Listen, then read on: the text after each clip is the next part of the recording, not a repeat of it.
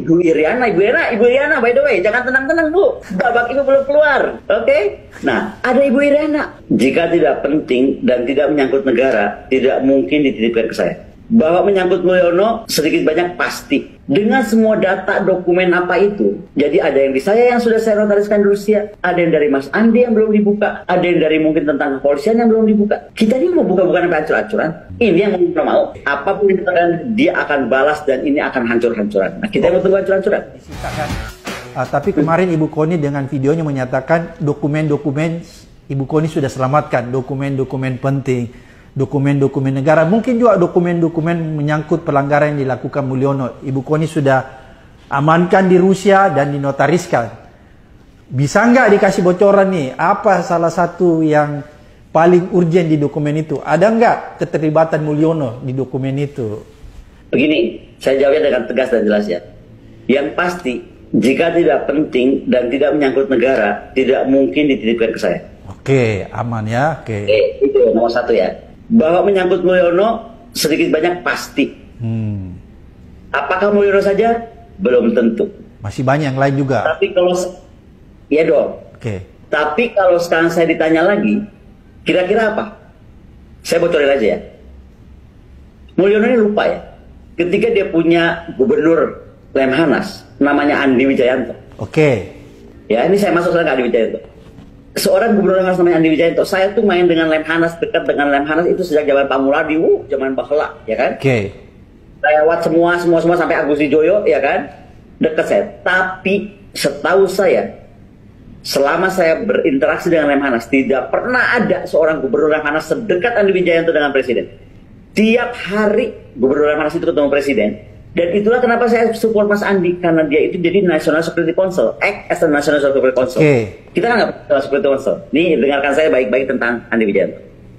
Tiba-tiba kasus Andi Wijayanto muncul dengan apalah berita nggak penting, waria itu nggak jelas, saya hidupan pribadi itu nggak tahu saya, dan saya udah hafal. Kalau orang udah dimunculkan hidupan pribadinya, pasti orang ini takutin. Gue udah, I've been there, I was there. Pak Abraham, file militer saya itu bisa diobrak-abrik, dipublish dengan segala macam BAP, tapi nggak diterangkan siapa nama orang itu. Namanya Letnan Kolonel Ali Sudibyo, saya buka sekarang namanya, masih aktif. Dan bukan saya yang bermasalah, dia yang bermasalah, makanya di penjara. Oke? Not me who started ya. Orang yang bocorkan ini, dan sekarang saya akhirnya bocorkan namanya. Oke? Dan dia mantan suami saya ketiga.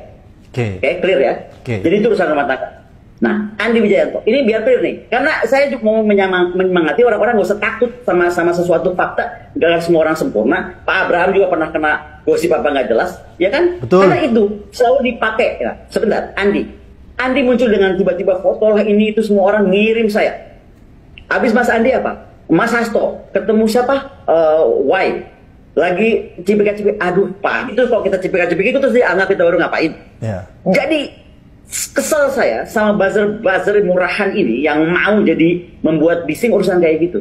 Nah, Andi itu sakit hati Pak. Dia orang Makassar. Rumah tangganya baik-baik, anak baik-baik, semua baik-baik. Track record Andi Wijayanto udah tahu. Lah, emang Andi nggak bisa ngecek yang bocorin, yang ngarang-ngarang bikin itu berita siapa? Jangan salah.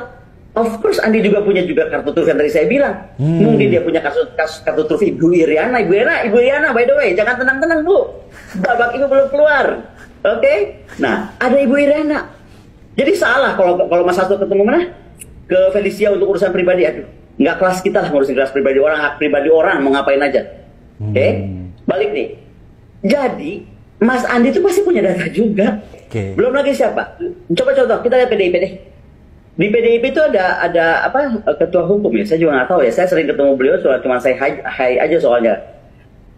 Pak Roni. Pak Roni itu mantan lawyer kasus Sambo.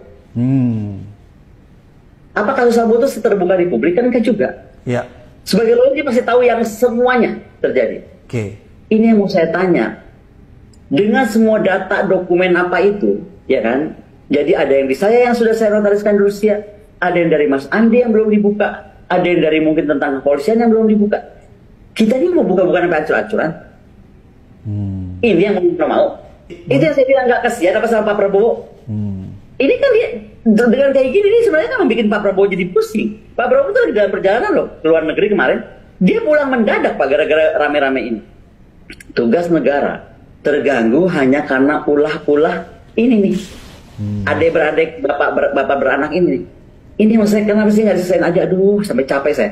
Makanya cuma bilang satu aja Pak Abraham, kalau kita pengen negara kita sekarang terus tadi bisa mengatasi reaksi internasional, dampak perang lah, dampak Timur Tengah lah, reaksi regional tentang tadi saya sampai tadi udah ceritakan tentang Seattle, saya udah cerita tentang Greater Eurasian Partnership, karena ketika kita bicara BRICS, kita bicara Greater Eurasian Partnership, artinya kita bicara tentang pipa bawah laut, kita bicara tentang rel kereta yang bakal menyambungkan dunia dari sini sampai ke Eropa, and so on and so forth gitu loh.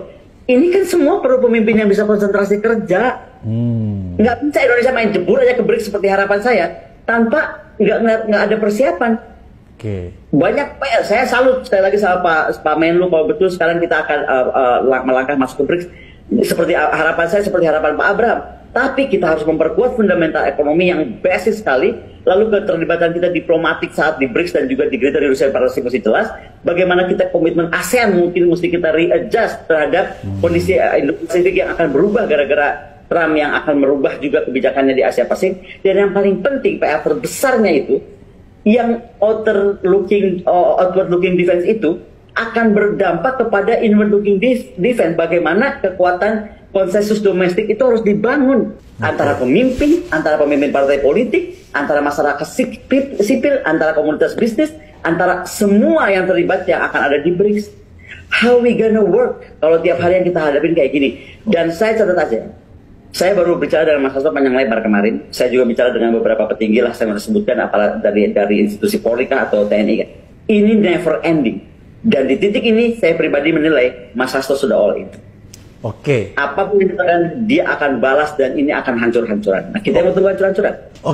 Menarik nih apa yang disampaikan Ibu Kony ya, bahwa Ibu Kony melihat bahwa sebenarnya kasus ini sudah lama direncanakan, seperti gitu ya. Kemudian yang kedua tadi Ibu Kony coba mengaitkan bahwa penetapan tersangka Hasto ini tidak jauh selang waktunya dengan pemecatan Jokowi dan keluarganya dari keanggotaan di PDI Perjuangan. Jadi seolah-olah ada balas dendam nih, tanda petik ya, ada balas dendam sehingga melakukan sesuatu yang bisa dikategorikan seperti yang tadi Ibu Kony katakan,